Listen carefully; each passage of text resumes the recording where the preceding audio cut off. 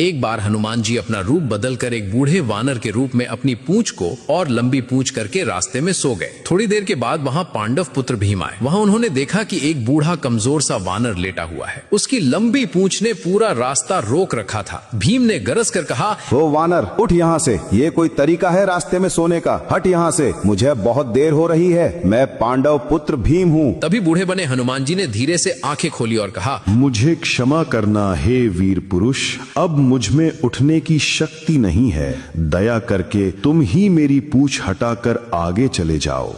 यह सुनकर भीम ने कहा, मैं तो आसानी से पहाड़ तक उठा सकता हूँ, तो फिर तुम्हारी ये पूंछ क्या चीज है? इस पूंछ को हटाने में मुझे क्षण भी नहीं लगेगा। और तभी भीम ने एक हाथ से पूंछ को पकड़ी, लेकिन हिली तक नहीं। फिर अपने दोनों हाथों से पूरी ताकत लगा दी, फिर भी पूंछ हिली तक नहीं। फिर शरीर का पूरा बल लगा दिया, लेकिन पूंछ टस से मस नहीं हुई। उनका चेहरा पसीने से भीग गया और भीम का घमंड पल भर में चूर चूर हो गया। अब भीम समझ गए कि ये कोई साधारण वानर नहीं। वे हाथ जोड़कर बोले, है महाबलशाली, मुझे क्षमा करें। आप कौन हैं? कृपया करके अपना असली रूप दिखाओ। तब हनुमान जी मुस्कुराए और अपने विशाल असली रूप में प्रकट हुए। उन्होंने कहा, मैं तुम्हारा बड़ा भाई हनुमान हूँ। मुझे पहचाना नहीं? हम दोनों ही पवन देव के पुत्र हैं। यह सुनते ही भीम भाव विभोर हो गए और हनुमान जी के चरणों में गिर पड़े। हनुमान जी ने भीम को गले लगाया और समझाया कि अपनी शक्ति और बल का उपयोग केवल धर्म के लिए करो, अहंकार के लिए नहीं। तभी वहां हनुमान जी ने गदा दी और कहा, जब भी तुम युद्ध में थक जाओ तब ये गदा का प्रयोग करना। भीम जब वापस लौटे तो द्रौपदी के साथ युधिष्ठिर को भी ये संवाद सुनाया। सभी ने मिलकर हनुमान जी की जय जयकार की।